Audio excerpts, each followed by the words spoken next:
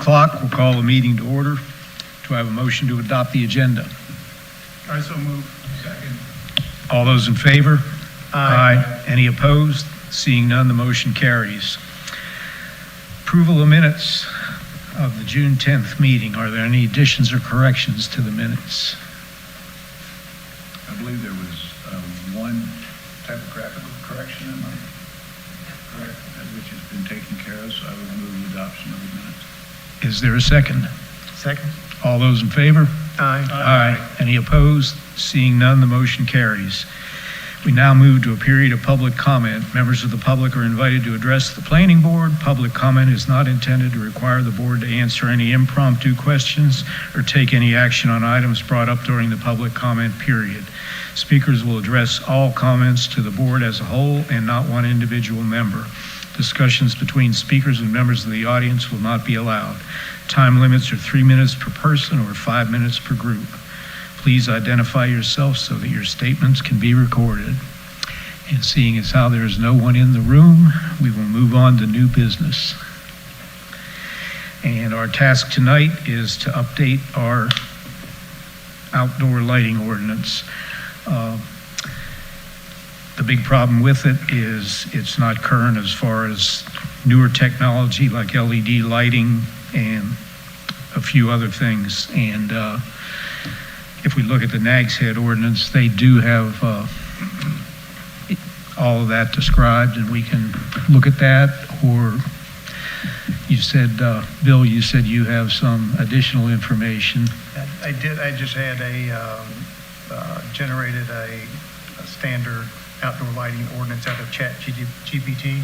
So does have a lot of the technical information specifications about lighting that I think we can clean out and put in them. The main thing we need to do is just look at where our ordinance is deficient in the newer technology and pick out some statements to include in the ordinance. It did have a couple of things that I did like it in addition, just some of the definitions, particularly on the newer measurements that people are using, and some outdoor lighting diagrams to couple into it that I think it makes it a little more understandable. So it might be something that we consider.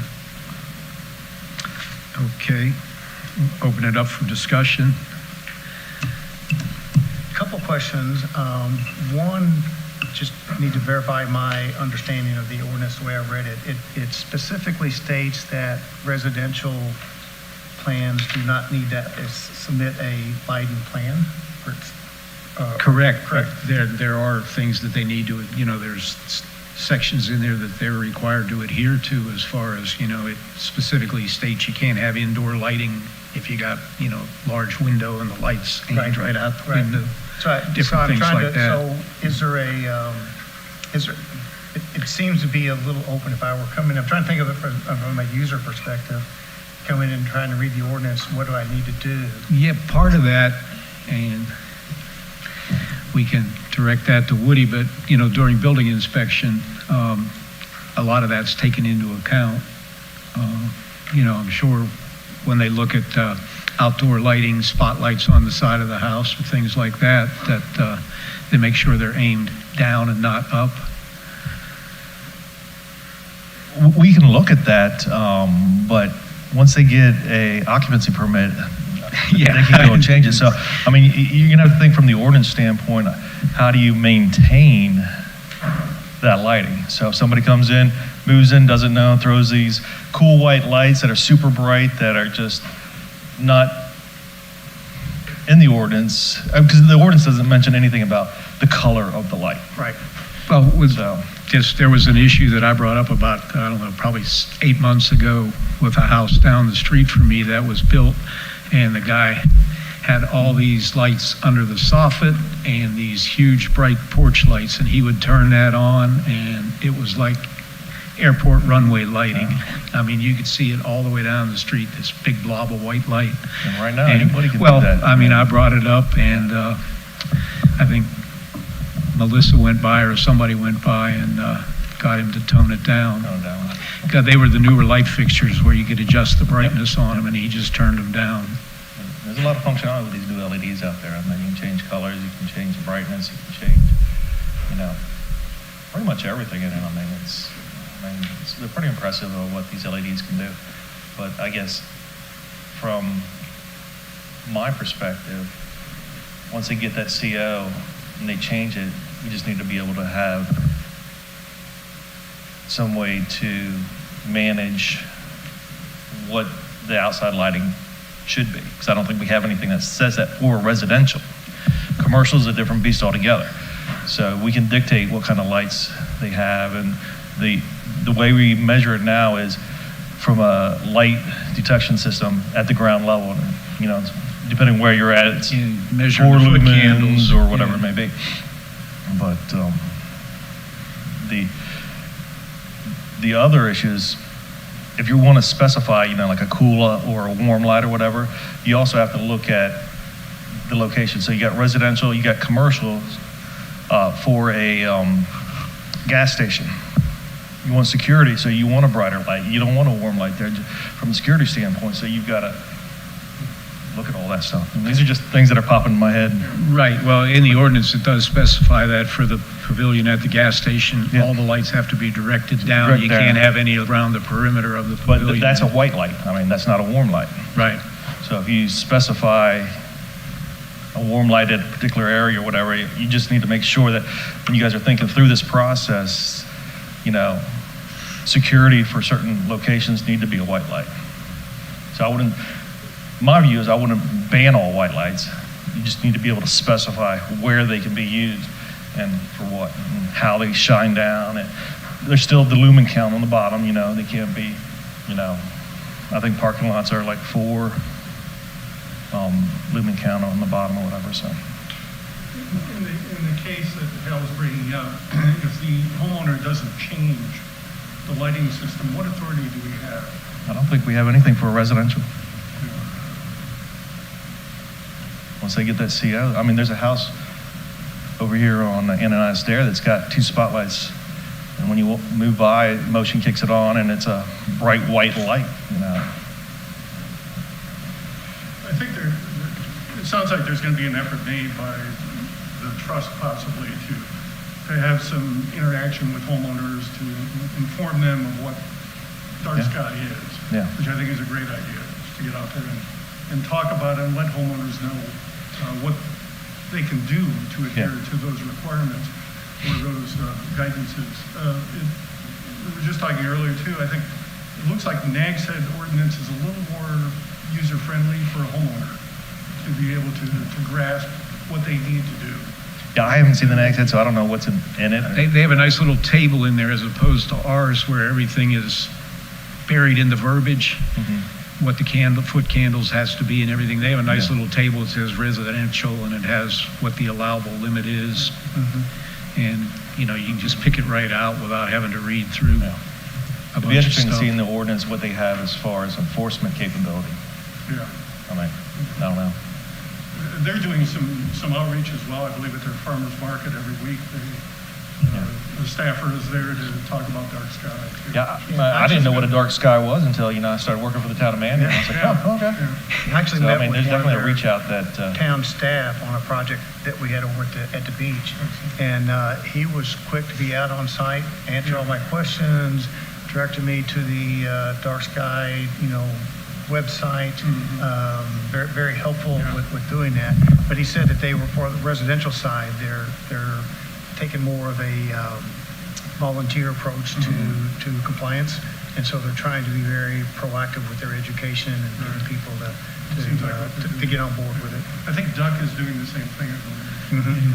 The tough part about the residential is you got to be really careful because the legislature in Raleigh has been very negative about towns dictating what you can do with residential construction, and, you know, Well, I think it kind of ties our hands a I think little in bit. general in this town, I think everybody is pretty much adhering to it anyway. So I don't see a lot of problems. You mentioned one. But, yeah, I mean, that's it. You definitely know when you drive through here tonight which ones have the really bright lights. I mean, it's a select few. But. that chart he was talking about. One thing that Nag's Head is doing that, and you can see some pictures of it on their website, They go out on a regular You got basis. I it, don't, Josh, it's about page 12, I don't somewhere around there. I don't recall the frequency, but they actually take measurements around different parts of the town and track it historically, and you can see the pictures on how things are changing. 'Cause I think there is a cumulative effect to the lighting as well. There it as is. you add more and more homes or buildings into the area. There it is. That's parking lot, and then there's one that has residential stuff too. There's another table. Is that Nag's Heads? Yeah, that's Nag's Heads. It may be before the parking lot lighting. Mr. Chairman, Whoop, you just zipped past it.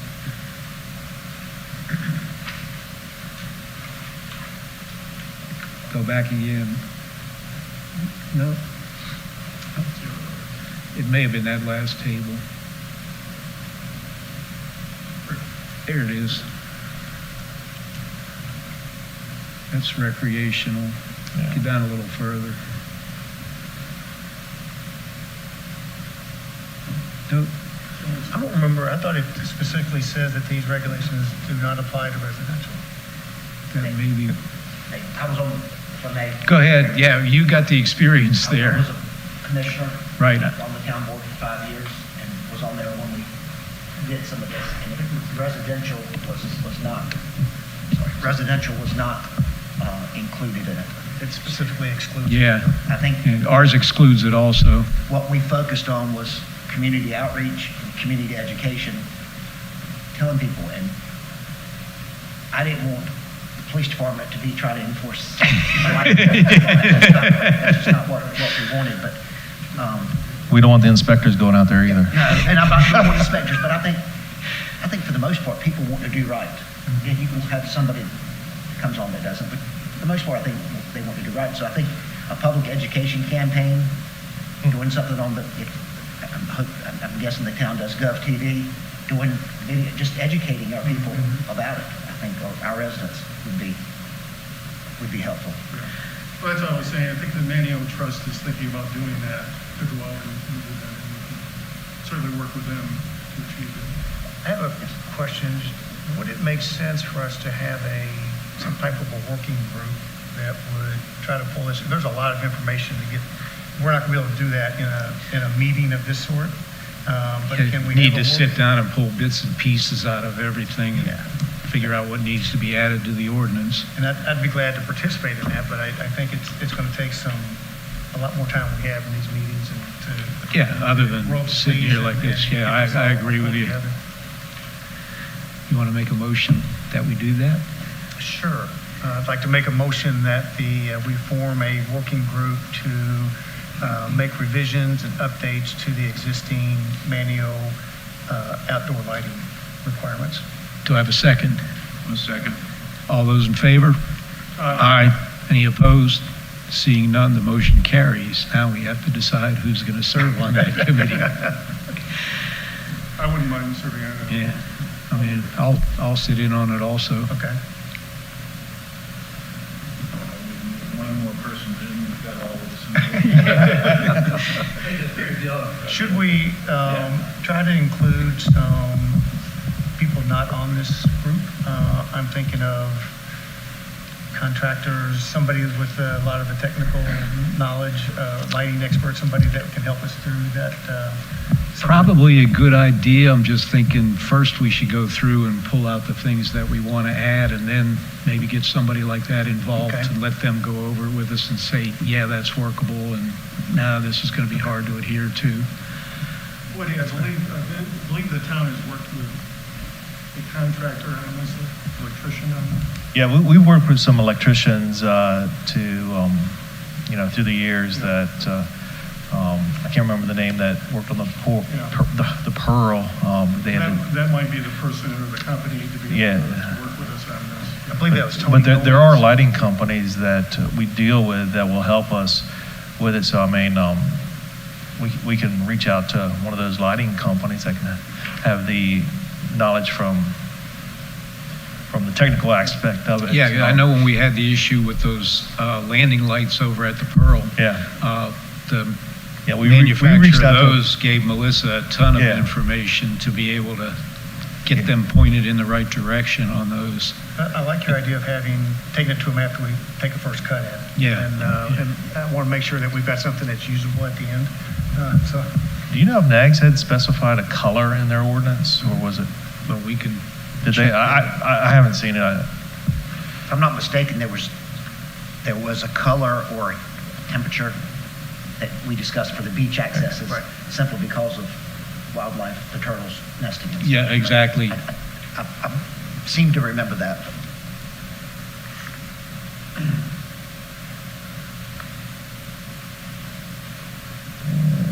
Pat, not to put you on the spot, but are lighting plans something you deal with in your line of work? That's how we not Structural engineer, don't mess with anything electrical. All I know is if you get positive and negative, you get a There big you go. spark. Have you ever driven a train? So they say shall not exceed 3,000 Kelvin. yeah. So I've got a document over there to give Josh that shows you what a 3,000 color is. And I believe that's probably more of But 3,000 is sunny, right? yeah, neutral warm.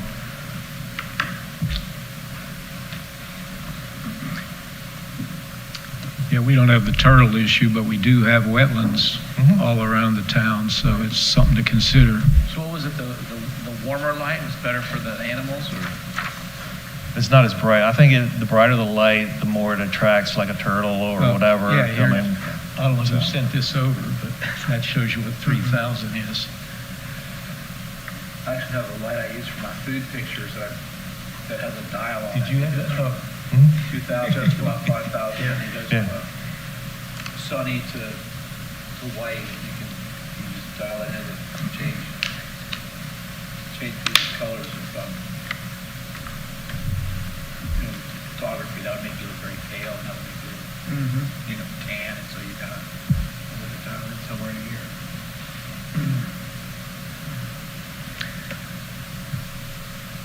So how do we move forward? Any further, This is getting very technical. yeah, any further discussion on this now that Writing we've, an ordinance on that will take some technical.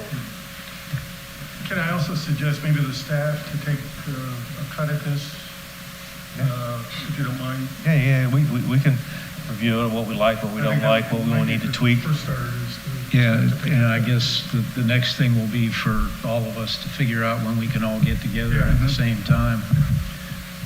We, if I can. Go ahead. We, me and Woody looked at this, and both the ordinances, they've got the meat there and stuff like that, and I know members of the board have said it could be better organized also with the lighting color.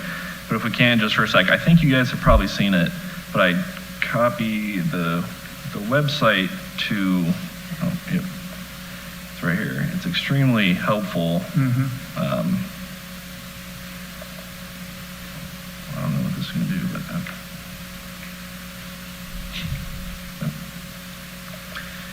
Yeah, and as far as the specifications for foot candles and everything, our ordinance and the Nags Head ordinance are pretty much in line, dictating the same amount of brightness.